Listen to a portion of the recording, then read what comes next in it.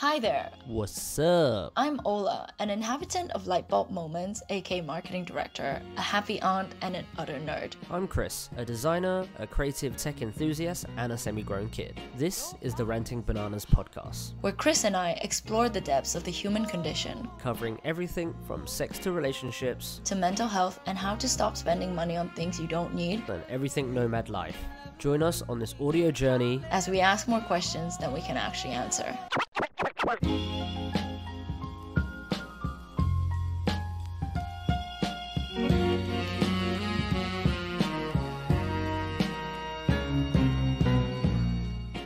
What's going on, sexy bitches? Welcome to another episode of Ranting Banana. Today we have a really special guest, someone that we haven't seen for about 2 to 3 months, an entire quarter of the year, if you will.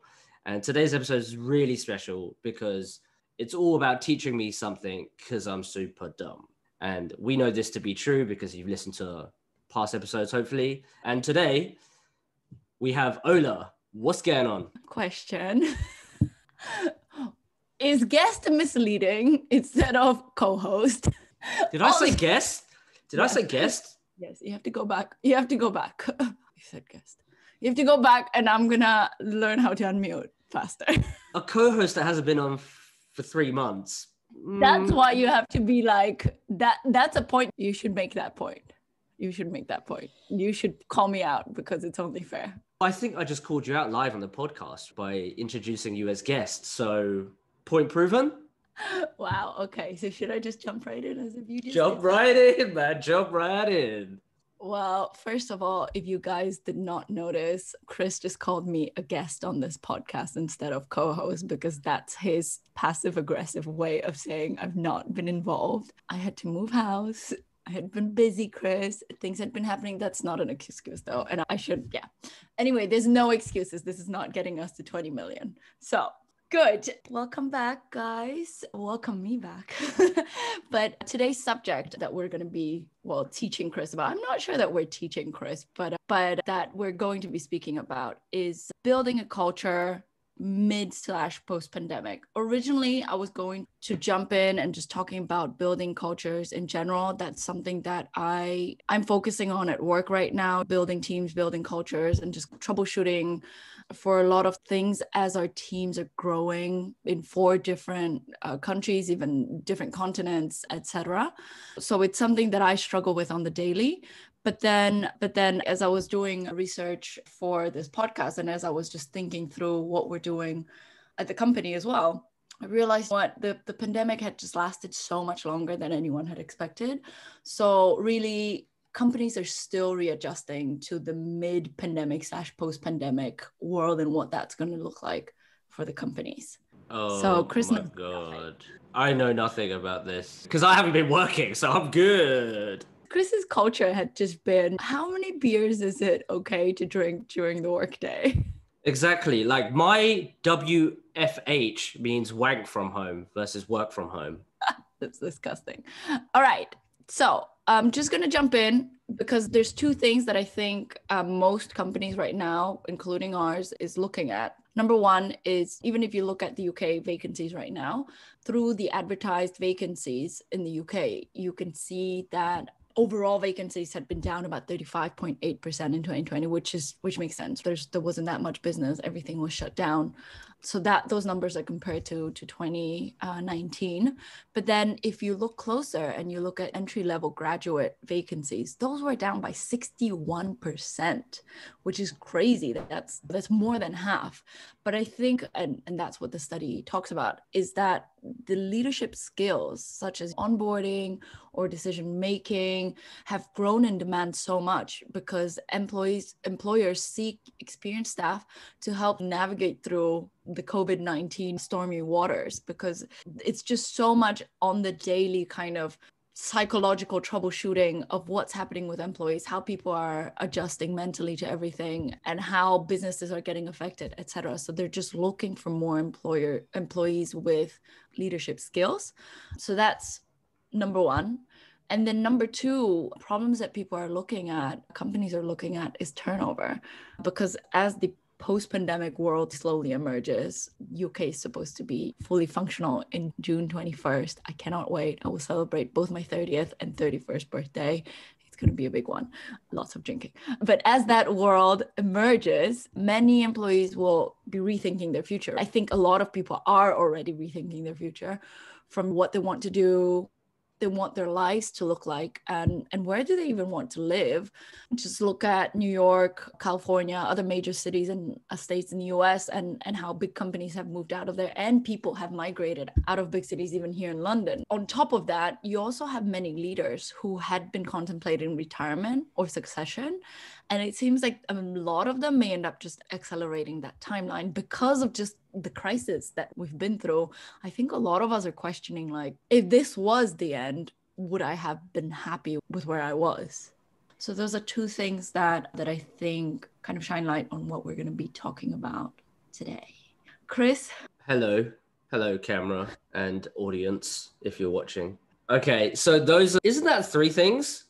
Leadership, onboarding, and am I doing the right thing in terms of my life? Is onboarding part of leadership? No, so you've got two things. Good thing that Chris is listening, guys, while he's being taught.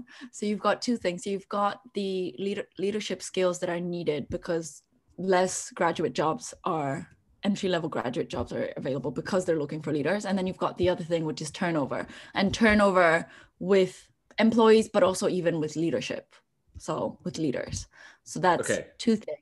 And that second thing is A and B. Got ya.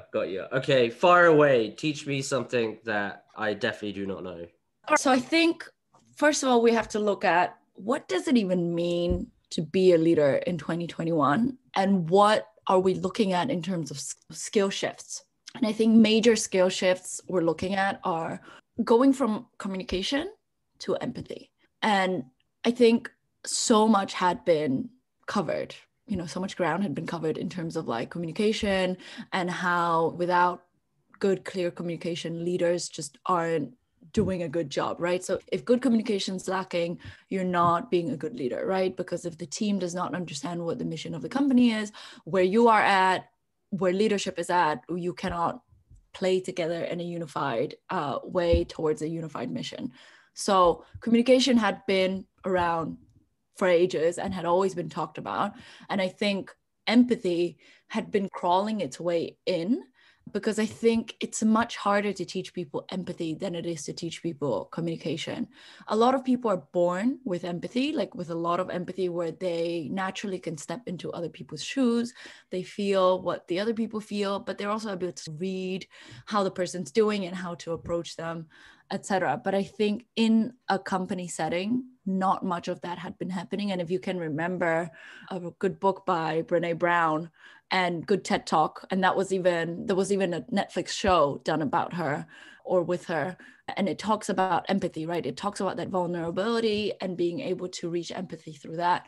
But I think leaders will need to shift and make space in one-on-ones to not just, talk about work updates, but also what's happening in people's personal lives, ask employees how they're really doing, and more importantly, just wait for the response.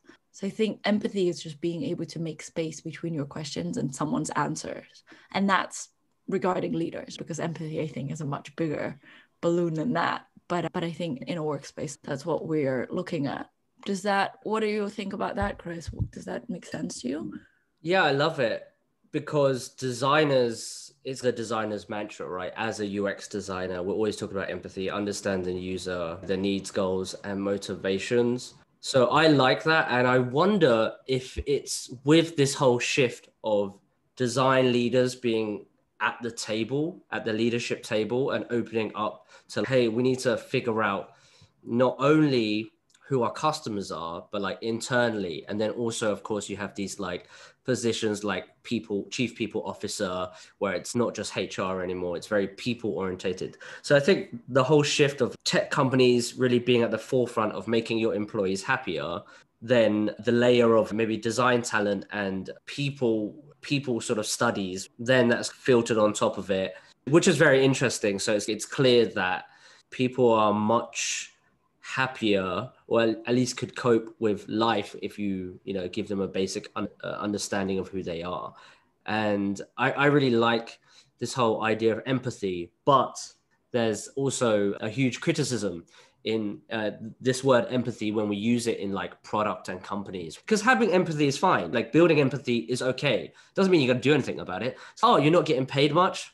I don't care. I'm sorry for that, but at the end of the day, that doesn't really affect me, or I can't make that decision. So there's this whole talk about how empathy is just one of those feelings that's great and it looks good on paper, but to actually be actionable about it, we have to think of it as more compassion, right? Because a compassionate being would actually take action versus an empathetic one. So to have the empathy and to do something about it. So I believe that the whole shift, especially in the design world, where people are going to get less and less attracted to the word empathize or empathy when we talk about user research and understanding users, but more to compassion and actually being like, oh, now I know that you have, this need or this struggle. What am I going to do about it? And I don't think empathy is enough, but it's a great start. And the wider world in terms of like outside of technology in different sort of sectors and verticals will then have to follow suit soon as tech leads with empathy, which is what me and Ola are in. That's the industry. I think is, great start. And I completely agree, but more work to be done. I think there's lots of leaders that say they're empathetic, but they don't really give a shit, or they won't do anything about it, right? Yeah, I think maybe I wouldn't say that between empathy and compassion, there's the difference of action taking. I think it boils down to the individual, right? Whether you are an action taker or not. I think usually when you have a high empathy score, then you usually can't, if you're a high empathy person and you're generally an action taker, you will take action because that empathy therefore tells you something. And if you're not just actively listening as you would in communication, but you're absorbing up how people are feeling as a leader, and you're listening to people's chatter, but you're also making space for them to speak up about how they feel, I think you'll absorb that up and then you will take action, right? If hopefully you're a good leader and you do that. But then, yes, there's plenty of not great leaders, like you're saying, or people that don't care. And I'm not sure that they have empathy then. I think it's just maybe they know, but then they just don't care. But yeah, I agree. And I think both of us, you from a design standpoint and myself from a marketing standpoint, had been working closely with the subject of empathy, because I think with what you were saying about design, and that directly connects to marketing, right? Understanding your target audience, understanding who you're advertising to, understanding who you're trying to approach and what their thinking process is. I think both of those things are quite based in empathy, but also in psychology of the user and of the consumer. But yeah, you're absolutely right. I think tech leaders especially are in need of more training in that, and just like really need to rebalance their scales and try to figure out how they can be more empathetic, compassionate, and what else can they do for their people. All right, cool. So that was one of the skill shifts that I thought are quite evident. And then another one is shifting from emotional intelligence to emotional agility. So I think emotional intelligence is the ability to be aware of and control your own emotions, whereas I think emotional agility goes beyond that awareness and control.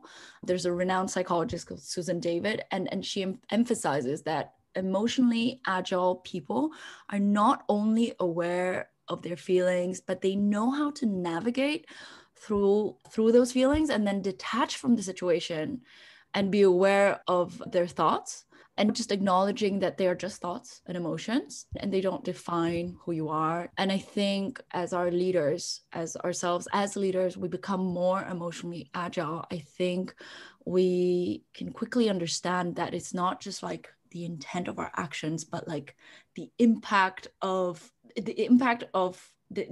you want to have, right? Like how is it that I'm expressing myself? How am I digesting my own emotions? How am I expressing myself without triggering those emotions, and what impact that brings? So when impact and intent are aligned and communication is clear and emotions are not triggered, I think that's when you have a really effective leader. And even maybe if those emotions do get triggered, if you're good at emotional agility, you can swiftly recognize this and just adjust accordingly.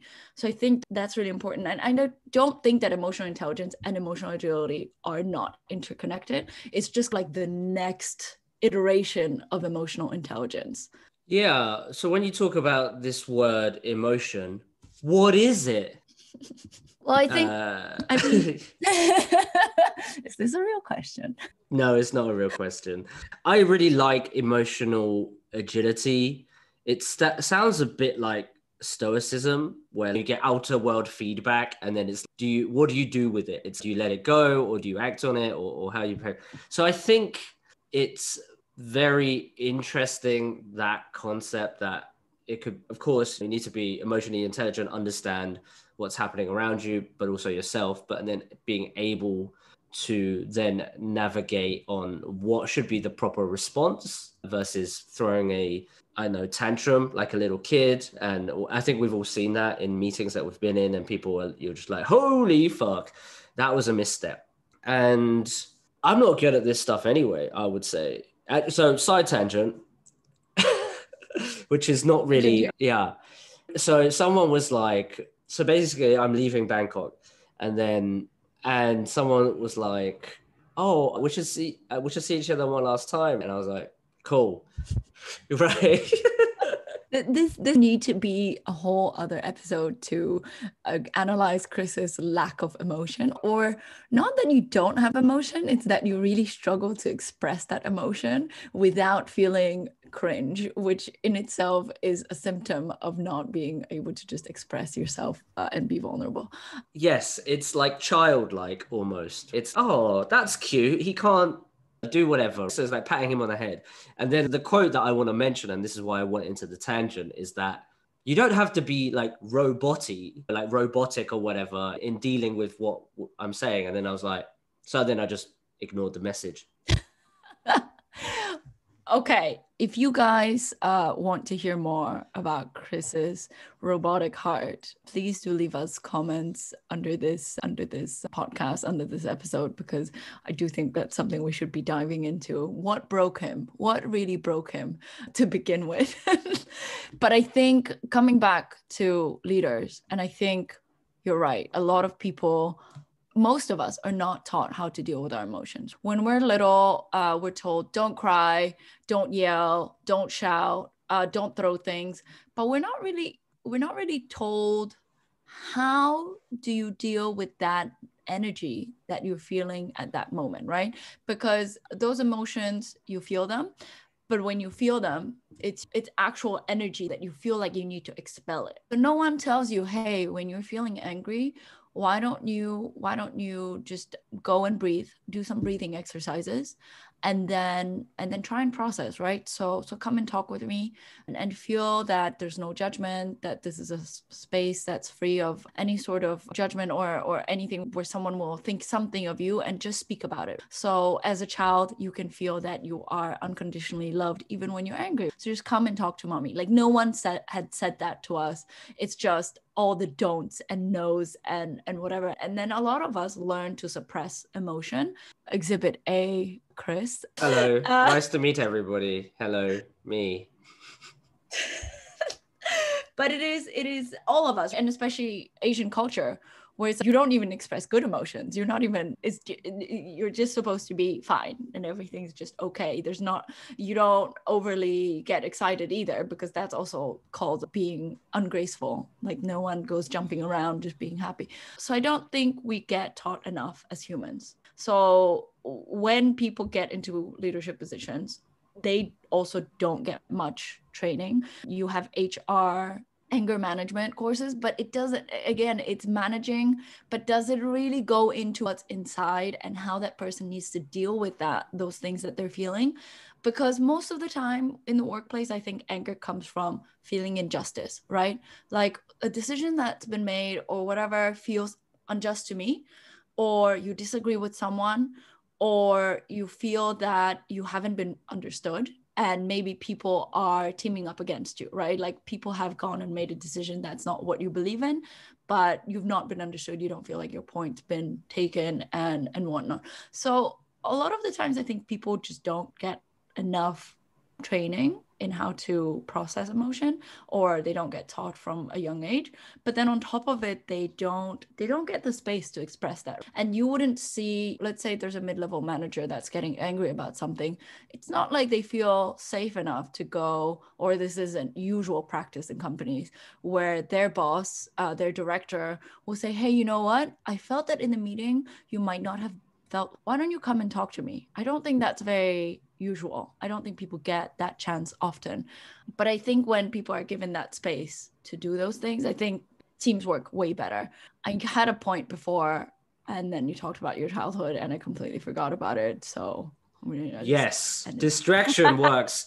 So I actually have a question around this, and I want to preface it with something that triggered this thought, which was like, because we're talking about like, how do you slow down and just let the thought pass? And that's very similar to meditation teachings, right? But if you want to handle this emotion, let's say it's anger, you're supposed to replay it in your head, sit down, breathe, and just replay it. And then at the end of the day, be okay to then let it go. Same like anxiety or whatever you're feeling, that emotion that you want to overcome.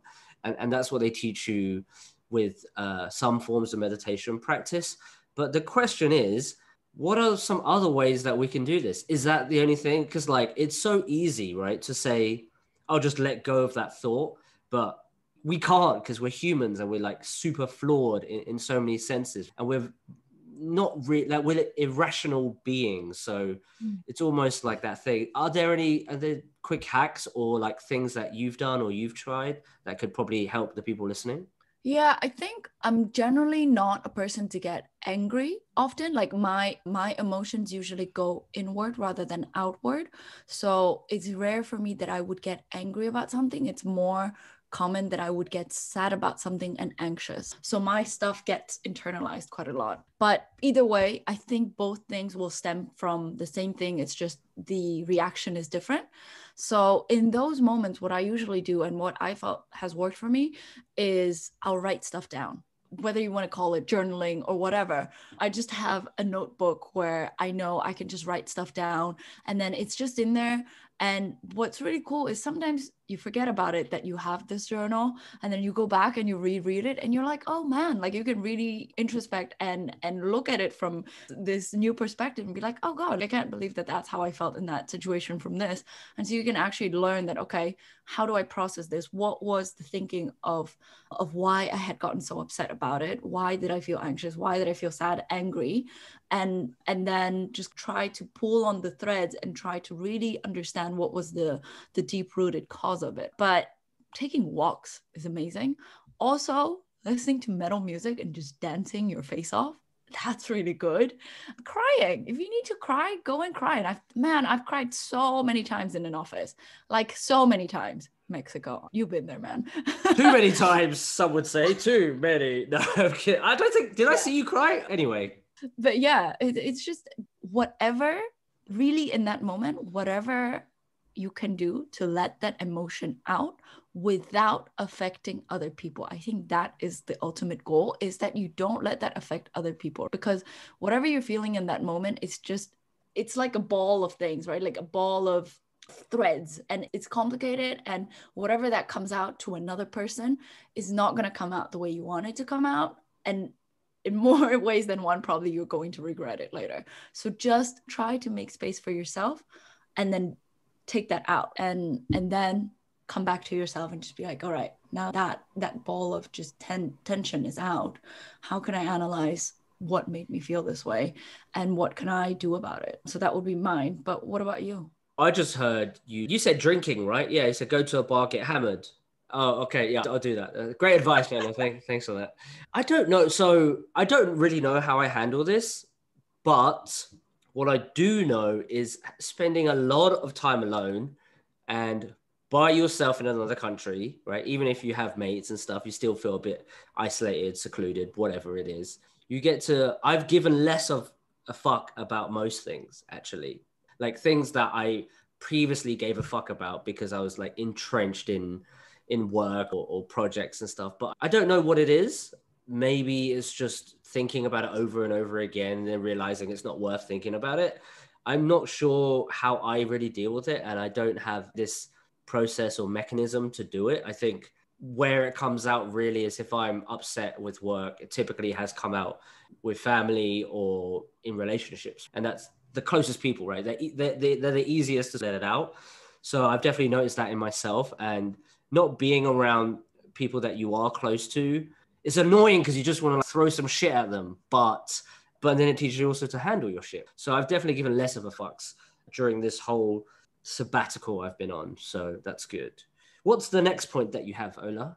Okay, next one I have is time management. So shifting from time management to context management. And I think we've all been down the rabbit hole where there's 12 back-to-back Zoom calls. My calendar is notorious for that. I literally sit down. Usually I work US hours at the beginning of the week, end of the week, I'm on UK time. So I'll start about 2 or 3 p.m. and then it's just 8 hours of calls, right? There is no time for me to actually just focus and do my stuff. So before, if you were in an office, you'd have an X amount of time where you're doing work with others, right? You're doing collaborations, you're doing your meetings, you're doing ideations, and you do your stand-ups in the morning. So you're syncing up that everyone's on top of their to-dos, there's no issues, etc., etc. And then you've got your alone time when you just sit at your desk, or if you choose to go and sit in the cafeteria, in the office garden, wherever, you're working away on your things. So you've got that together work and then alone work. But because we've shifted our offices home and we're all away from each other, so everything gets scheduled in. And before we realize, we're all just on calls all the time. But sometimes those calls are just going through a list of to-dos. That's not necessary to schedule a call for. Why don't we just make it a process that we post that in Slack? Everybody posts their to-dos. If you have an issue, flag it. If you really need help with something, then set up a call. If you need help to ideate on something, if you need collaboration from other people, then you set up a call.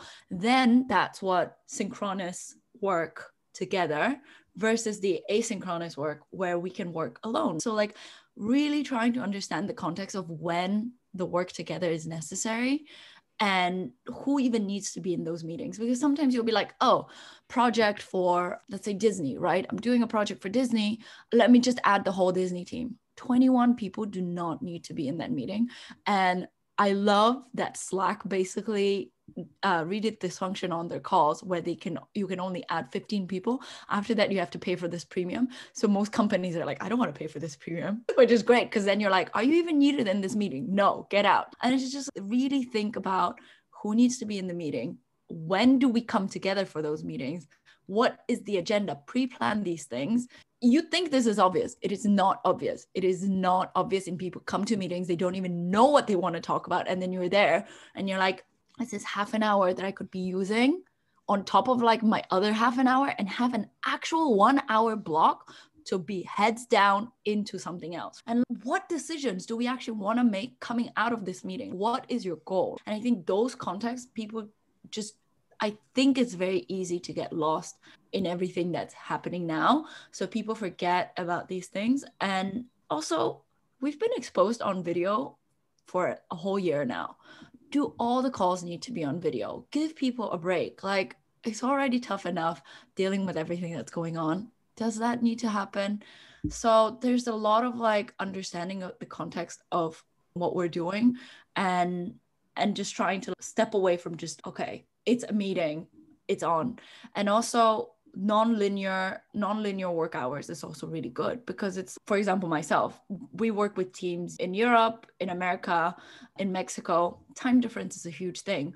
We say, okay, here's a block of time that we're all going to be online so that all those meetings can happen then. And then here's the time that we're going to be flexible about. So I can work a little bit in the morning if I want to. I'm usually a night owl. I get my spike at around past midnight. So 1 to 3 a.m. is like my time where I'm like, man, like so many ideas. This is the moment when I can really get down to things. So when it's 7 p.m., which would be around 1 p.m. in the US, I'll just be doing other things. Like I'll cook, I'll chat with my family or whatever. That's another thing. So what are your thoughts? I absolutely love this subject. Holy fuck, I've got so much to say, but it's probably all just going to come out like shit, like splatter you guys in the ear or the face. So let's talk about the concept of time and how it should be allocated in teams and in companies and in the way we work. So there's this concept that Jason Fried speaks about, and I've spoken about this many times, but I actually truly believe it. When you have 20 people in one room for a meeting, that's not a 1 hour meeting. That's a 20-hour meeting. How much is it costing you 20 hours? That's absolutely nuts. And it's crazy. And so that I've got so much to speak about meetings. Holy crap. I don't even know where to begin. But so time is obviously really important, right? Like Ola was saying, people are now starting to get used to this asynchronous way of working together, especially without the like us being borderless. But I think we need to embrace that way more than we have done, because that's why people are getting Zoom fatigue, because it's because you're not there. I automatically need to speak to you or need to loop you in just in case. So Basecamp adopts this really interesting approach where everything is written down. Everything has a source of truth, and it's you can use your Slack channel, or you could use Basecamp the tool, or you could use Confluence. There's all these tools out there that could basically manage the information about this one specific thing that actually, to be fair, if I wasn't in that meeting, it doesn't matter. And if I wanted to know about it, at least there's a database or resource that I could then go and pick out and do my own research. Because a lot of the times it's just noise. They just think it's important to get you in and to get your take, but really it's really terrible. And also a thing about time and work and that relationship, right? Of it's very hard to get into deep work mode. Like, we get distracted so easily, and even more so in the office. So when someone taps you on the shoulder and you're thinking about what to write for this marketing campaign or something like that. So you're like, it's quite creative writing, it's concepty. So you're trying to get in that creative brain. You automatically lose where you are. And that's terrible, because you will have to spend that time again, however, pre-thinking into getting to that. So he draws the comparison to sleep, right? When you get interrupted through the whole night, but you've done the sleep thing, you felt like you haven't slept, because you're just like, holy crap, like, why did it's always been interrupted. So it happens in these phases, and deep, real meaningful work or real productivity time needs like almost this ramp so you can get into that flow state. You can't just switch it on. So time is so precious, and companies and leaders need to think about time way more strategically. Have a day where there's no meetings. Just tell everybody to shut the fuck up. Send me a note, whatever. That is really important. And let's go back to the meetings, which I have such a big complaint with. No agenda setting, no goals, no run around, whip around for ideas, and the loudest voices in the room always wins. And just a lack of structure, a lack of facilitating, a lack of design. Like, what are we talking about here? Get like meeting notes, like, summarize it, like just have some structure, have some thoughtfulness to how you want to do this, and extract the most significant thing, right? Have it be actionable. So I read this post the other day, and it's about how Jeff Bezos runs his meetings. And one thing he does is he makes people write a memo beforehand. And the first however many minutes, they read it. And apparently his employees get so stressed out about this that they spend weeks crafting the memo. And that's amazing, because what it does is it forces you to think like really clearly to what you want from this, and what you want to present, and what you want to talk about, and clearly the action items. I think people just find it so easy to set up a meeting and invite people. And that's great for the designer and the tool. It's so accessible. But like the intention behind it needs to be better, needs to be a bit more thoughtful. And, you know, I'm a huge believer of asynchronous work. And there probably also needs to be a better way. Like, we also get a bit weirded out by, sorry, not weirded out.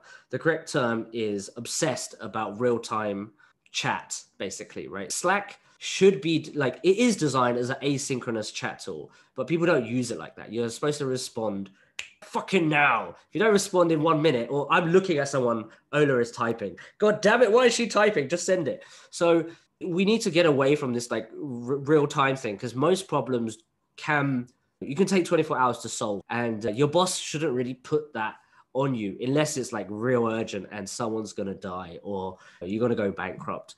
So I think we need to take the emphasis of real time, face to face, be more asynchronous, be more thoughtful.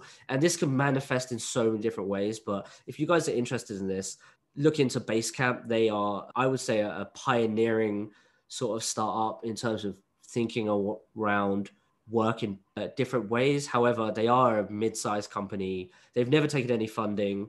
It's an outlier in terms of how they succeeded and how they survived. But there's a lot of lessons that you can bring back into the corporate world, which then you can hybrid. But some of the concepts are very true, and I think more human and work-centric than some of the things that we're doing today. But ran over. No, but I 100% agree about everything you said, but also Slack. My Slack has no notifications on it. All my sounds on Slack are switched off. If I have time to look at your messages, I will. And if I'm working on something, you will just have to wait. And like on Slack, when you do @here and then @channel, like when you do @channel, Slack is even, are you sure you want to notify everyone that's both online and offline about this? Because I don't think people realize how much it is like, why would you just @here with an update about something? Unless that update really is a pivotal point for the project that we're doing right now, and really people need this update to move on with their own tasks. Don't do that. Don't @here, don't @channel. Just type it up, leave it there. That little red icon's going to appear either way so people can check in when they want to. But I think getting that constant notification, constant people just like asking you this and that, wow, like you're saying you're in that track of mind, right? Like you've just jumped on this locomotive of trying to like go up this creative mountain and really trying to like, okay, let's see the landscape from this mountain and see which way I can ride and where's this creativity going to take me.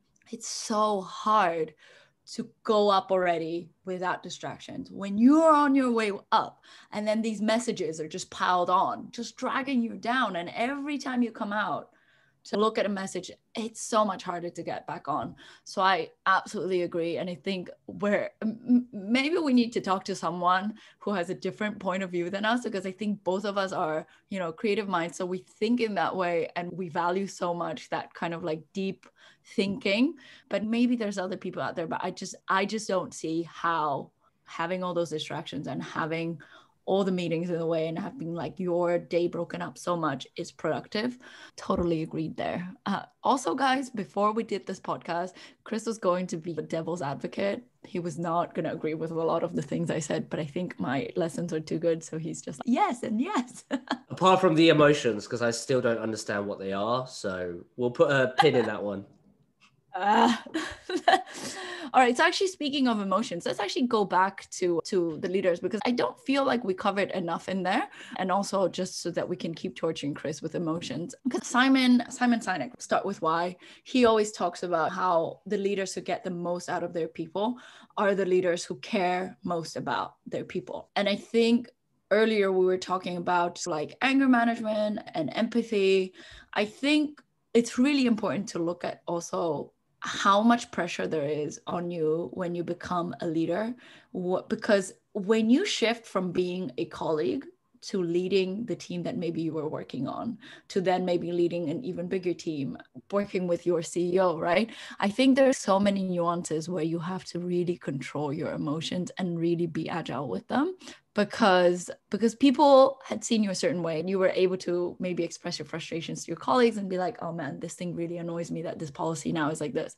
But maybe now you're the one setting the policy and people are really unhappy with it and you're faced with their unhappiness. And it's really hard to just be like, okay, absorb what people are saying, understand it, and then come back as a leader with a solution that will make people happy or an explanation that will help people understand better and then get on board with things. But there's been this huge crisis, right? This whole year we've been in this pandemic. It affected so many businesses and leaders are also getting really stressed.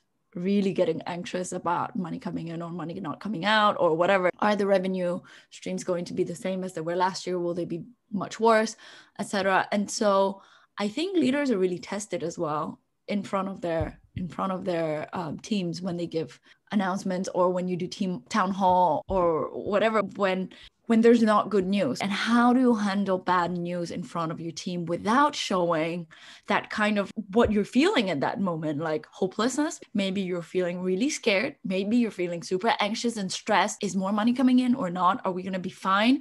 And it's also really hard to just like, how do I shut that down and be honest with my team, continue with transparency, but also not transfer my negative emotions onto the team? Because I think as a team leader on whatever level, it is your job as well to motivate and energize the team, because energy translates and it spreads. So if your boss is not energetic or charismatic or happy, I think, or even your colleagues aren't, it multiplies so quickly and it spreads like a disease. And then before, like half the team is just completely demotivated, productivity's down, and people are just not feeling it. So it's also interesting to look at how leaders have had to deal with it recently.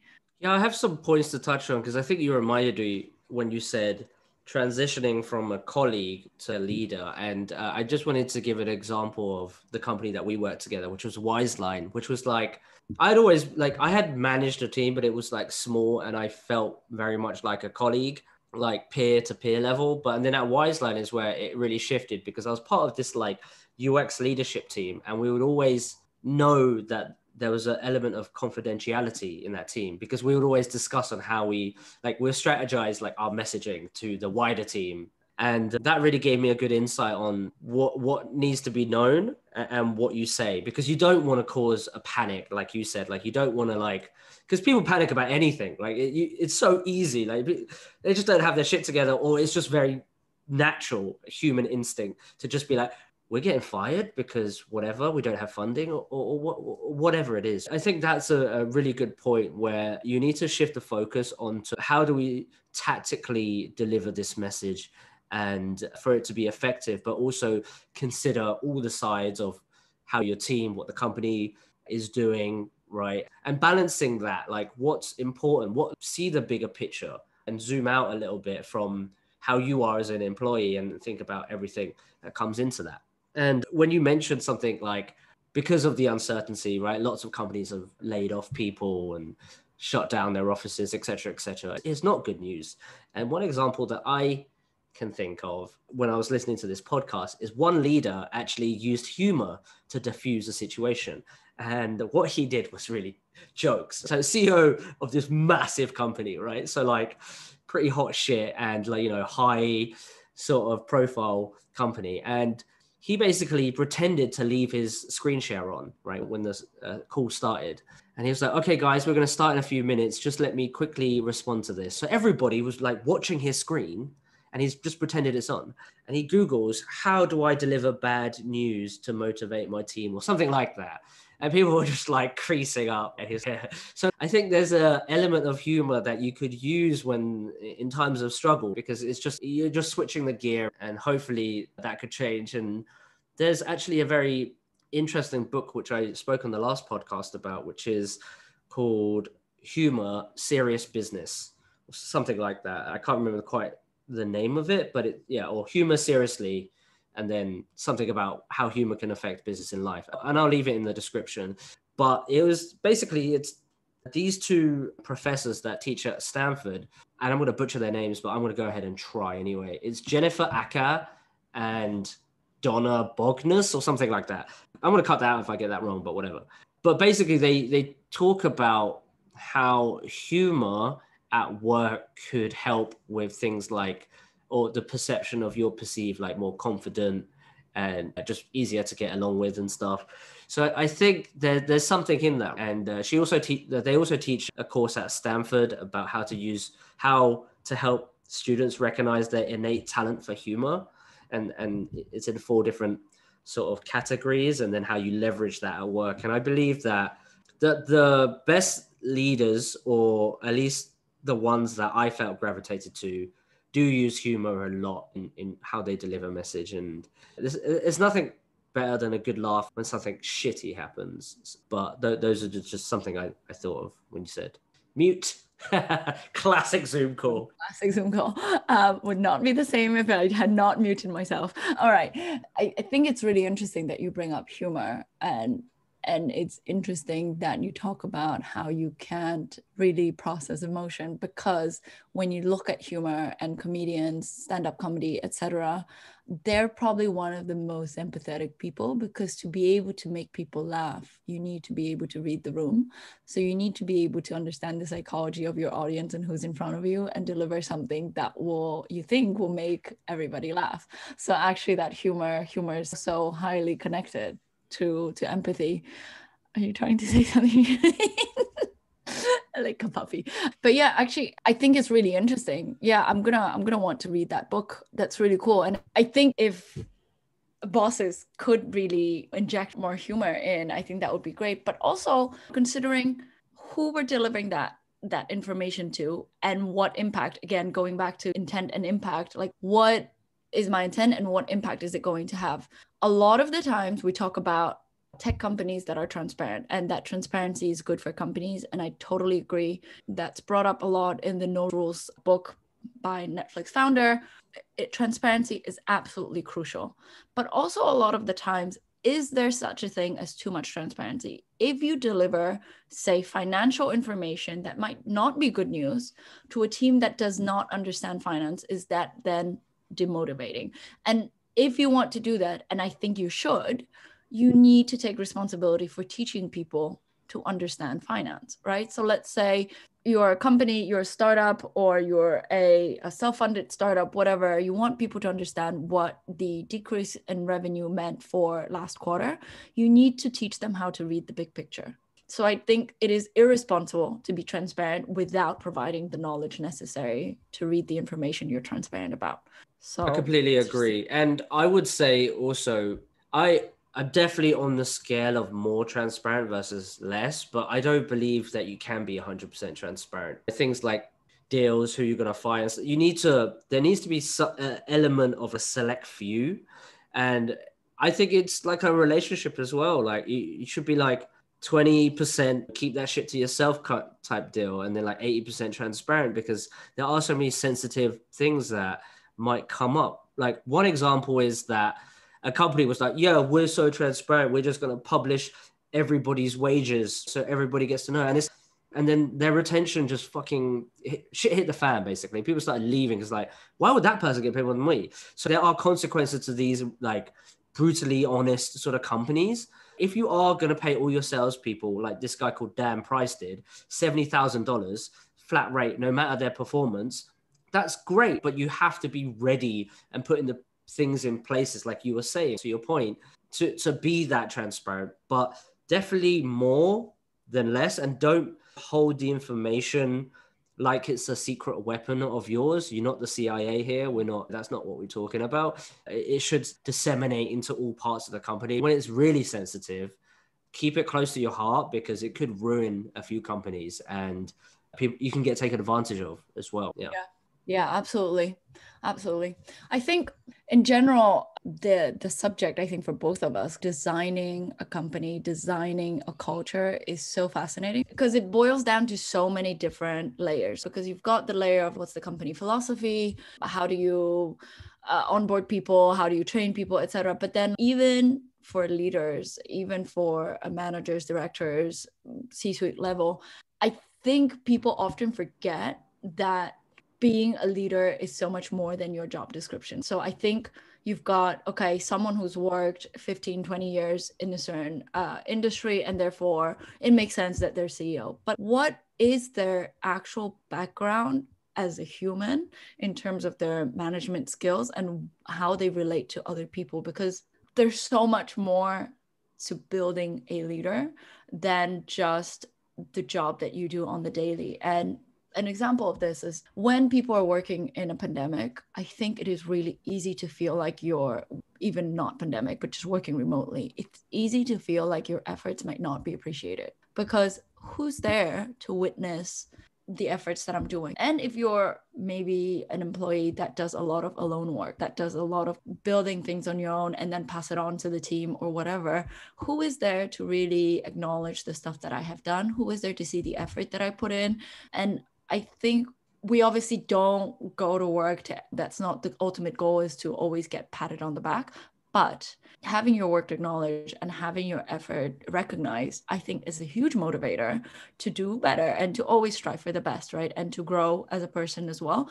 And generally in human psychology, if you get that good feedback, you will continue to do that. So I think it's really hard when you're at home all the time and you're doing this stuff and no one's really there to see, like that saying goes, right? If in a forest, if a tree falls and no one hears it or sees it, did it really fall? So I don't think a lot of leaders are aware of how much more acute their senses need to be in a time when there's a pandemic, and also when we're shifting to remote work first, of trying to figure out, okay, what is this person really doing and how much effort are they putting in? How can I show that I care about what they're doing and about how much they've put in, and how can I reward them for that? And so I think there's all these little nuances, and that's just one, tiny little building block of being a leader that I think people don't realize. Like, it's so much mental energy to be a good leader, because you always have to be attuned to everyone around you, your whole team, and always hear the things that are unspoken and always see the things that are unshown.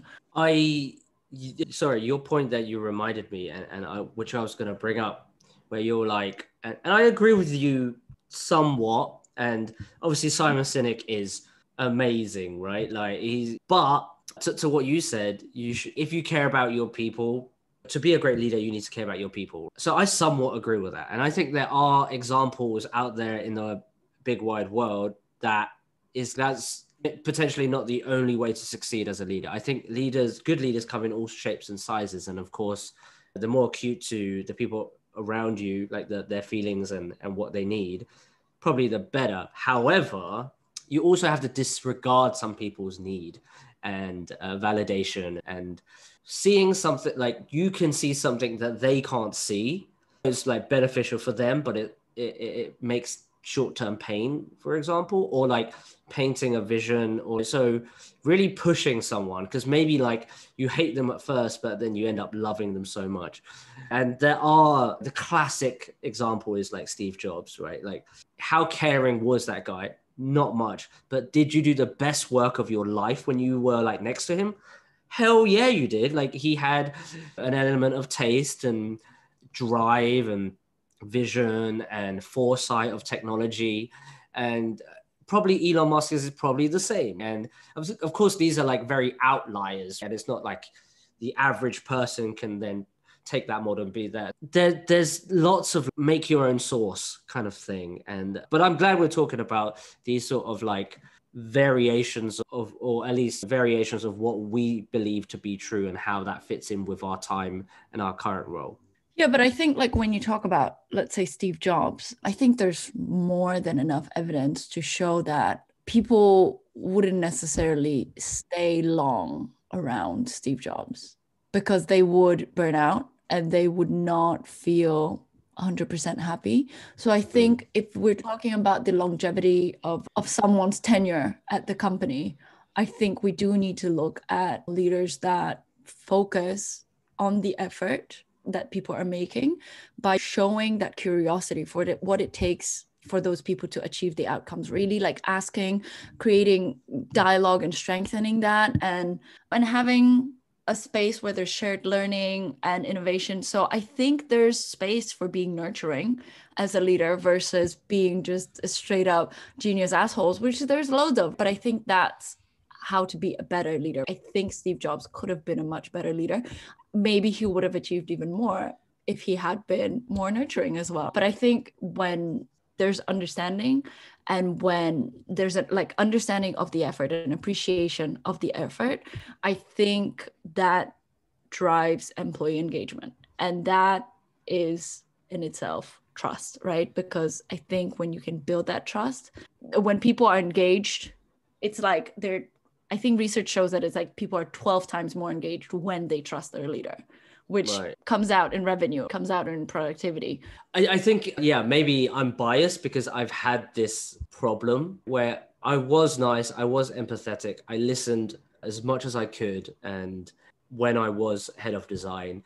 But ultimately, I think what came down to my failure, and this is obviously my subjective opinion, there's probably a lot of opinions out there, but that I wasn't hard enough and I didn't push enough. I didn't visibly show how upset I was. And so it's such a contrast to what we're speaking about, because we were thinking about like being emotionally agile and you should really get together. But I also believe that there's a space where if something happens and it's bad, you should be able to be like, this is unreal. Like, you guys fucked up and I'm just storming out the room kind of shit. I believe there's still a space for that because there's a lots of the visual cues, so you give people a sense of how big they fucked up, like the sphere of their fuck up. Yeah, I think maybe it's a personal thing from my side where I feel like I needed to be a bit more pushy, a bit like disregard everybody's feeling, because when it's a groupthink situation, it's very hard to like act because everybody has different views or everybody just falls into this, oh, let's not piss each other off you. I don't know. I'm just spitballing here and just riffing, but that I think that's where I come at it from, if that makes sense. Yeah, no, it does make sense, because I think it's actually funny because I think I'm very similar, because I'm very good at nurturing and motivating, whereas it's much harder for me to express that I'm unhappy about something. And I think especially when the person is in my team as kind of like my inferior, right? Like I'm their leader, it's much harder for me because I feel very protective of those people and I don't want them to feel hurt. I don't want them to feel demotivated. But I think there's emotional agility, there's empathy, but I think both those things do not cancel out honesty. And I think honesty is crucial in teamwork. I think it is unfair to everybody else that's working on your team, in the company, if you cannot honestly give feedback to someone if they've not done a good job. And I think it is completely counterproductive to everybody. So I think that honesty needs to exist, that honesty needs to be expressed, and that needs to be said. Hey guys, I just don't think we hit the target. I don't think we've done a good job here. Sure, storm out if you want to. Just it needs to be there. I think that honesty is needed, because how can a team grow if they just think shit work that they did is good work? Because then we'll just keep doing shit work, and that will perpetuate this cycle of just, okay, shit work was applauded, let's just keep doing that. So I think absolutely, and that's also something that I'm learning and trying to be more assertive about with myself, is just stop wearing gloves all the time in certain situations. Just take those gloves off and just be assertive about things when they're bad as well. But yeah, speaking of things that are bad, let's talk about burnout and how, finger up. This advert is brought to you by ineedthetoilet.com. Try Tushy. It cleans your butt. And can I just take a quick piss break? Sorry. So speaking of more negative things, I do want to bring up burnout, overwhelm, frustration, the whole wheel spinning and wasted time and energy, because I think that a lot of that happened throughout the pandemic. Obviously, a lot of that happens in a lot of companies when leaders are not what they need to be on different levels. But I think especially looking at what happens to companies, teamwork, culture, that doesn't really exist if leaders have not built that, and then they have to face the crisis. I think the trajectory to burnout is so much faster, because I think it's a bit like a relationship, right? Because then your team is just not equipped with what it needs to deal with a crisis. And I would say that effective teams, I think early on when Corona started, I think effective teams would have paused to just reconnect to a common goal and just clarify expectations. And they would ask important questions, which again, I really do think is a bit like a relationship. Imagine a relationship in a moment of crisis, something that's happened that's affected both of you. So questions like, how does this affect our team's goals? How does this affect our relationship goals? Like the things that we're trying to achieve. What does success look like for our team over the course of the next year?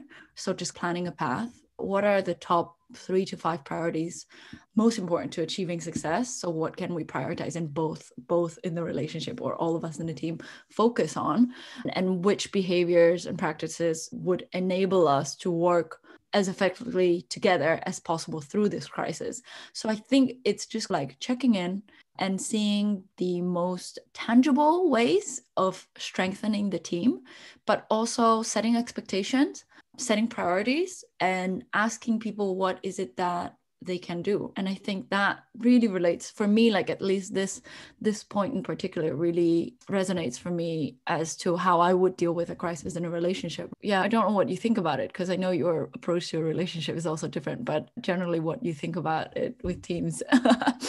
Yeah, I think signals of burnout are important to measure throughout time. And I think if you have middle managers, they are your best temperature. And you have to obviously make a effort to eventually speak to everybody on the team. Let's say your team of 50 people.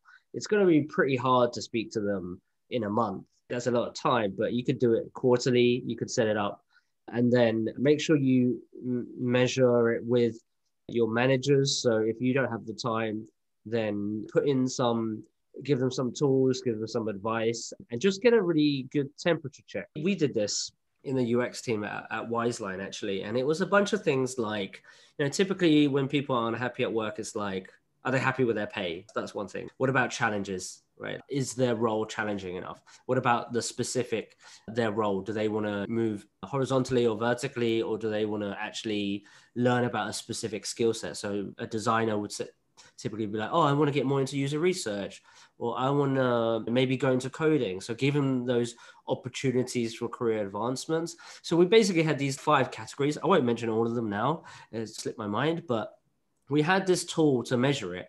And then we would basically run like an analysis of this about each person based on the one-on-ones that people did. And we're like, oh, wow, we need to, if we care about this person, bless you, if we care about this person, then we need to measure it over time. And then you can draw that graph of what actually happened in Q1 and how did that affect happiness. And actually, there's a really simple way to also do this. You can do it in your next meeting, Ola, which is the happiness graph. And you can do it for, the last 4 weeks. And then they just plot. And then you can be like, oh, that's my team. That's the happiness graph over time.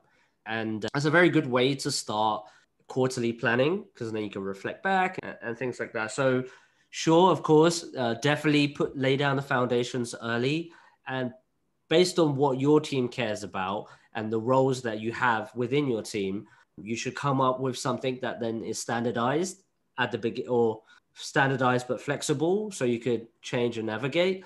But for leaders, it's much more difficult, because as we know, as leaders, you're very lonely, right? You're always on Tinder. No, it's just a lonely place. You can't be 100% yourself, 100% honest, and not being able to be fully you sometimes at work is horrible, and it's very isolating. And you feel like all the pressure's on your shoulders because whatever KPIs you hit, and nobody else cares about that apart from you. What I've heard, but I've never done, that I'm interested in, is leadership coaching, right? Where if you want to strengthen a specific skill set, then a leadership coach will then give you goals and help you achieve them. So then you could actively do that at work. But someone that's outside of the organization is always great, because they don't see the politics, and they can really give you that honest feedback of what they've seen based on global leadership skills or universal leadership skills. And I've heard a lot of CEOs, especially entrepreneurs, talk about burnout, because they're the most lonely, because it's their money and they are doing it basically by themselves if you're leading an organization. So typically what has helped people is joining a community. So for example, there's a massive community called EO, Entrepreneurs Organization. You have to earn a certain amount of money, or your company has to be in the 7-figure plus. So it's a semi-exclusive group, but there's other groups out there. And the dynamic of this group is very interesting. And it's not about making more money. It's actually just about sharing stories. And you're not even allowed to give advice which is great, right? Because you picking your own advice and you're taking someone's stories and you're adding those to your toolbox and how you see fit. And that's a great space to be like, oh, someone else is going through these problems or someone else dealt with this in the way. So it's like counseling for leaders, people who run businesses. And it's a great concept and it's all over the world. So if you're one of those lucky people that has a 7-figure business, EO is definitely a great sort of organization to be a part of. But I think it happens, and you just have to deal with the fact that burnout exists in relationship, in family life, at work, and the ability to know the signs is as important as getting out of it. Right. And it's like the whole subject of self-discovery as well. Like, how do you know? And the symptoms will come up again and again. And I think it's a process. So maybe even try it on yourself. If you're trying to build something for your direct reports, what are the most key things that you find important in work and fulfilling about work? One last point I want to add, which is this resource that I got a long time ago.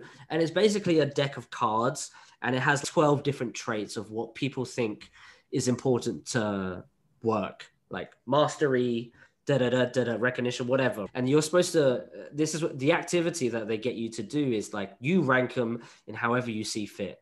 And then you rank them. And then that's what's important. And then you rank them based on a time of crisis. And then you see how those values change over time. And you can do this with your employees. You can do this as a team. You can vote about the most important things we can do. So there's ways to cut it. And I think there's so much now anyway about this whole concept of burnout and how to navigate it. But it's important. And I don't know. One last thing, PS, which is I actually quite enjoy burnout. And I don't feel like I've achieved something unless I've been burnt out, which is sick, which is actually, again, but like the reason I like doing videos sometimes is because you spend so much time on it. And by the end, you're just sick of it. You just feel like crap. But that weight that you lift off your shoulder, it's like a dopamine hit. So it's like, holy shit, this is done. So in some sick, weird, twisted way, I like short-time burnout. But longer term and more like career crushing, confidence crushing, that stuff is of course toxic and poisonous, but some people work differently. It's very personal, I think. Yeah, I think it's really interesting because especially your last point about you enjoying burnout. And if you guys do listen to our podcast frequently, not in the last 3 months when I was not here, I think you'll notice that whenever I do get a chance to psychoanalyze Chris, I do. Here it is. I think what you said about burnout is really interesting because I empathize with it. I think kids that have come from sort of chaotic backgrounds where there's been chaos and they had to adapt and they had to deal with whatever came their way, moving around, parents, whatever. I think in a way you work better under pressure. You work better when there is chaos and you have to manage it, which on one hand makes us quite effective because we're nimble, we're adaptable, we work well under pressure. But on the other hand, sometimes without that pressure, we can just be like, it will take forever. Almost want to create that pressure for ourselves, which I think is something you definitely need to work on in therapy, Chris. I've definitely worked on it as well. I'm not sure if I'm 100% there yet, but I think it's definitely something that we had identified with my therapist and been like, okay, clearly because you've gotten so used to being under pressure, being in chaos, you create your own chaos in different situations to be able to achieve.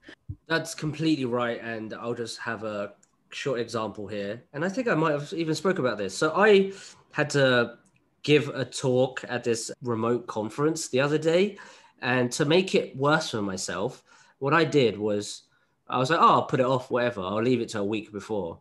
But not only speaking about it, I also did the portfolio review part. So there was a 2-part sort of thing. So I was like, yeah, I'll sign up for that. Yeah, no worries. And then I was like, okay, I'm going to make a video about this. And then outlining the video, I actually wrote an article based on the talk, so then I could give the talk much more effectively. So then cramming all that into a week, I was completely smashed afterwards. I was so dead. That was like a huge rush for me.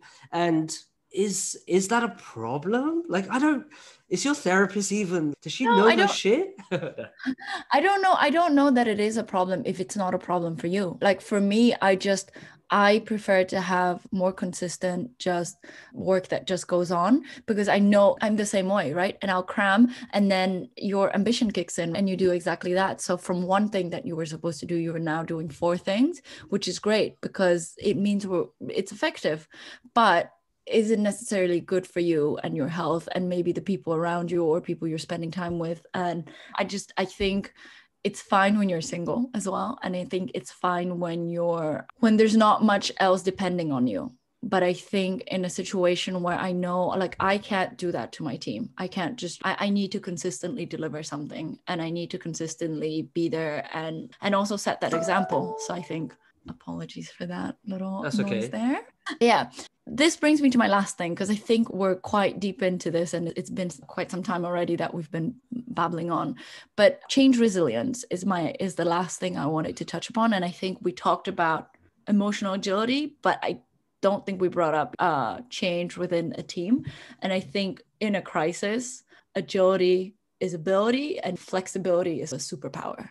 And I think with TCKs, like us, they're culture kids, that flexibility is innate value or whatever thing that we have. We're just very flexible. We're just very adaptable, because who knows, tomorrow we'll be moving to another place. Who knows, like tomorrow we'll have to make new friends. Who knows, like tomorrow my parents might just leave and go work wherever. So it's just, the change is almost a certain, and you are born with that flexibility. So I do wonder if us as TCKs were more able to deal with flexibility, and does that maybe make us better leaders? Maybe it doesn't. But I think in general, the most resilient teams are really mindful and aware of how they react to change, and choose to approach change with a mindset of how can we do our best to make this work, even though we may not, like it or agree with it. And I think even in relationships, I think if you're able to like approach change with a team mindset, like we're a team and whatever comes our way together will be water, my friend, just flow and avoid the rocks together. I think that's really important. And change compatibility, right? It requires flexibility and intention, and teams have to be conscious and consciously choose to adapt and find ways to make change work for them, for the team, for the organization. And I think that all requires shifting the mindset, because I don't think all of us are born just being like, oh, okay, yeah, change, great. And even though I said we're like TCKs and innate, not really. We've been conditioned to shift with the flow. And so I think the organization needs to also nurture that kind of culture where people are okay with things changing, and then how to adapt to that change quickly, rather than let fears and emotion guide behavior. Be a collective kind of like beehive mindset and think about what's best for the organization.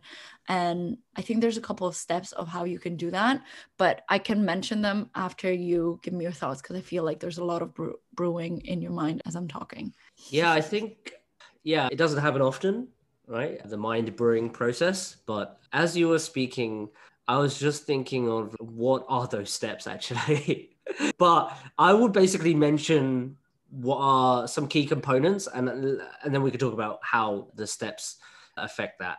Yeah, I think to treat the team slash company or small unit as one organism is such a big challenge. Like, where is that place we want to go to? What's the identity of this organism?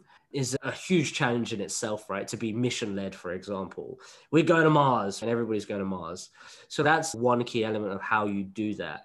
And then the culture of, you could say change, or you could say innovation, where people can put their hand up and things get changed very easily. So, I think that's me. I'm sorry about that noise.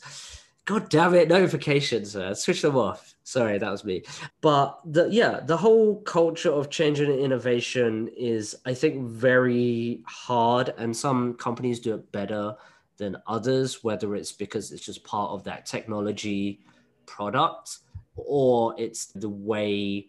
I'm trying to think of an old company that's very good at adapting to change. I'm sure there are many, but right now I can't think of any. Probably Disney or something, or yeah. And I think it's more about empowering people to make smaller decisions and democratize decision making throughout that could then hopefully try and power change. That there are certain things that you could do to promote innovation and change in a company. Different rituals you can run, repeat things that religion typically does really good at. These really key rituals that really solidify a certain idea that gets perpetuated throughout its followers. And nobody really likes change too much. And like we're not really designed to be like super okay with change. That's something that it has to be more of a personal level. And if like you've done this thing for 10 years and now you're switching, it's very difficult. So maybe like creating this bridge, if you will, to for people, so change is not as rapid, especially with like legacy organizations, and like a clear pathway. I think that helps if you're transparent about how it's going to be approached. And then finally, about the TCK thing, a third culture kit thing. Yeah, I think being born from a culture where you're not from and you had to learn that, or even grew up in that, and then moving around everywhere, yeah, you're definitely more familiar with it, but you're not used to it. You just have better mechanisms to sort of like deal with it. And maybe that's fundamentally what and how you build that is the question. But not being afraid of it, of course, is maybe one of the first steps as well. But I'll be so interested to hear about the steps. Tell me about the steps. I think you touched upon a few of them. So I think one is being open to new ideas and carving out time in team meetings to consider how to approach current processes, projects, goals, etc. differently in different ways. So already like injecting that mindset of like, how can we change things? And then creating opportunities for risk taking, right? And being open to failure for the purpose of learning and innovation. So you also touched upon it. It's just like creating that opportunity for people to just go take this risk. If it's not going to work, it's fine. We'll dust off and we'll go again. And I think that's, companies say they do that, but I don't think they do that enough. And I don't think that often like people do something, there's failure, and I think bosses get really nervous about it. And so I think as a leader, you need to have a much tougher backbone for failure when that stuff happens, and just let it flow, because that investment is really good for the team. And then asking, how can we make this change work? Just really often just asking, how can we make this change work for you, for us, for everyone? And again, I do think this specifically, also all of this stuff relates to relationships as well, just because I love talking about relationships so much. Another point is seeking and providing feedback on change. So almost doing postmortems on change. So what is working? What is getting in our way? What do we need to do differently to ensure we're successful and the change is successful, right? So just use it like measuring temperature again, just really introspecting as a team. And then last but not least, supporting one another and respecting that each person just may react differently to the change. And I think that's part of empathy, right? Just understanding people come from different backgrounds, different contexts, and the way they react to things are just different, and just being super respectful with that and supporting one another through it. Because for some people, I think change is much harder than others. And I don't think that necessarily inside they don't want to change. It's just that they struggle with change because of their own fears and things like that. So how can we support those teammates better as well? So I think that's the things that I would bring up. And if you guys are interested, Nicole Bendaly is the researcher that does a lot of research on this, worth looking into. Yeah, I think change doesn't necessarily have to be in your product, right? You don't have to be Tesla. You might end up like Blockbuster or Kodak if you don't change. And that is, of course, a reason for the product failing and people just going out. But yeah, it's those little things that you do day to day. How can you be more effective?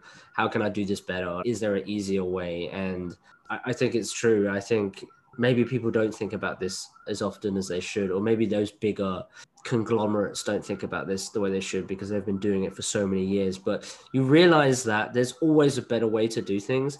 And the whole point of it would save the company money, right? And why jump through a million hoops when you can jump through two? It's just stupid. It's long-term thinking, isn't it? It's just long-term thinking. But good. There's a shit ton of sirens ringing in Bangkok right now, guys. When are you going to move back to Vietnam, Chris? I've got my flight on the 10th of March. I'm stopping in Singapore, 12-hour layover, then heading back to Vietnam, 15 days of quarantine. So I would actually be out of jail on the 26th of March, but I'm moving back pretty damn soon. I think we had a really good chat today about building cultures. I hope I selfishly did this subject because it was research that I needed to do for myself anyway. So I'll report back how some of these things have applied to my team and how we've been able to optimize within our company. But do tune in next time for another subject that shall be a surprise. And it's a surprise just because we did not replan. Yes. So, transparency, yo. Transparency. No, but it will be something good, we promise, and we'll do good research for it and we'll do it well, but it will be next week. We had been bad with keeping that cadence of doing things weekly, and both of us had been guilty, probably me more than Chris, but we will be back with regular pods bringing you more goodness. So tune in, follow us on all of our channels, and leave us comments about all the stuff that we talk about, because maybe we're just talking shit. So call us out. Yeah, and I want to add that if you liked listening to us talking about leadership, give us a job. What's going on, Google? What's going on, Apple? What's going on, Facebook? What's going on, Airbnb? What are you guys doing, man? Like, just throw me a fucking term sheet or something. This is coming from Chris. I'm not looking. Just throw him under the bus. Yeah, I'll tag your boss in the video, should I? Yeah, of course we're joking. Of course we're joking. I'm also not looking. Yeah, let's see what happens.